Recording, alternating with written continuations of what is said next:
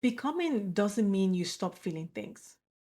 It means you stop being taken out by them.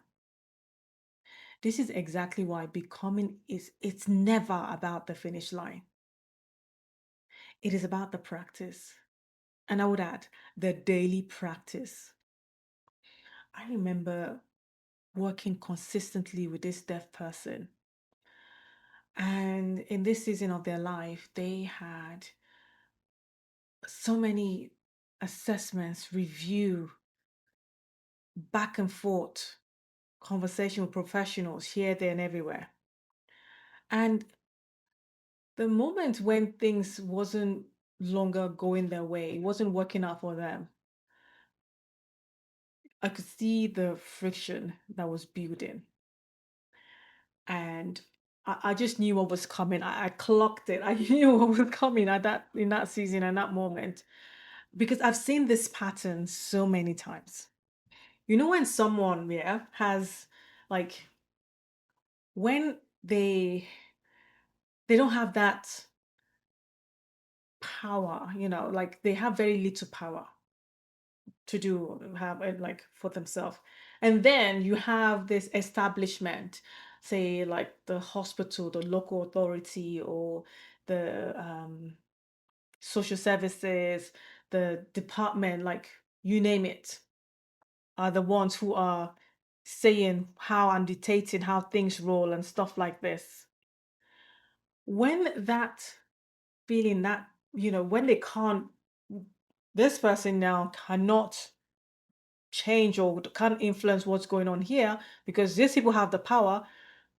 So the little power that they have, what they can control, what they can change, the next best thing they can control is what's closest to them on the inside, and that tends to be most the interpreter.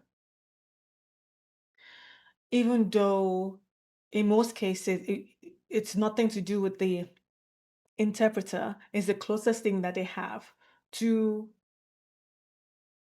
power of what they can control when these people are now doing the controlling. And knowing that this is how it rolls, this is what's like what the deal is. When the news was relayed that, okay, yeah, Nene, we don't want you any, like they said they don't want you anymore, even though what they're saying doesn't I knew it. I knew because I've seen these patterns before in other jobs and roles I've done where, this is the case, right? And yeah, fine, I know my word, blah, blah, blah, this. And this is the thing that a lot of people miss. Like in that moment, I didn't spiral. I did not what's the word? I didn't fall apart. I still had to interpret. I still had other jobs that I had to go and do later on. I had to be present in other spaces and other things I did. And when I was told this, I consciously got it. I understood it. I knew it wasn't personal. I knew it wasn't like an attack on my skill or my value or but I just I got it basically. But my body, it landed in my body differently. It just was a different feeling. So when I got that news and I knew I knew, like when you're like just waiting for that day when the phone rings, or when like at the end of the event or something storms up, or like something, you know what I mean? Like you could just see it was brewing. After that conversation, it just felt like I was gonna say like energy vampire just came out. my like I was just kind of like my energy just went. I just felt low. I was just kind of like I got it. But I was like, man, it took me out, and I still had stuff to do. I was still like, hey, I face the world, you know. And this is the thing about why it's important with the becoming thing, right? Because it's not a one and done. It's not like, okay, I do this, like, yeah, I've got this. It's not about, okay, now that I've done the work, I become fearless. The becoming makes you fear less. It's having those tools and those things to anchor you when it's needed, so that you don't now be in a case where something like that happens. It then has that knock-on effect in other things you do. You then like don't want to leave your like your bed. I love me my bed. And like it's there, you feel pretty or me should that like you start like going places and doing things. You're able to just help like get yourself back in. So when like your the nervous system, to help it like feel safe again, understand like like have the tools to get there.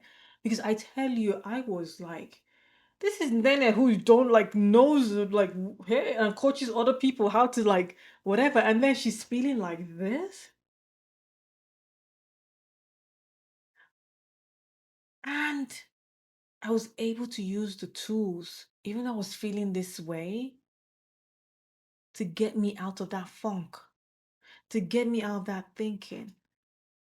Because I already know this pattern. I've been through this like several times, and then it's happening, and I'm like, "Ugh, but I get it, but oh man." It's like the body, the change of rhythm is like an ending. It's there's just so much that is like playing from this that can like that is coming out that needs to just be reassured, settled, like understand that we're safe, but like valued, like doing that. Get it, but my so being able to have the tools, that's the difference of like doing the work or having the things that would help than when you don't have that resource or have those things in place. So that whenever you get like things happen, you're able to pull oneself out. So it's an ongoing thing, it's an ongoing practice, it's having those tools, having those things that would support you so that whatever one's doing, it does not bleed into other things. It does not affect other things that we get to do. So we can then show up and be present and be in the and hold space for others or do things that we have to do and not be like, oh yeah, because I've done the work, I'm unshakable. No, it means that once you've done the work, that means you have the tools and you have the resources to help you get out of those things so that you don't bleed into other areas, other things that you have to do and show up and be. Nene here. We do this every single day. Remember that your voice matters and it's your time to use it. Bye for now.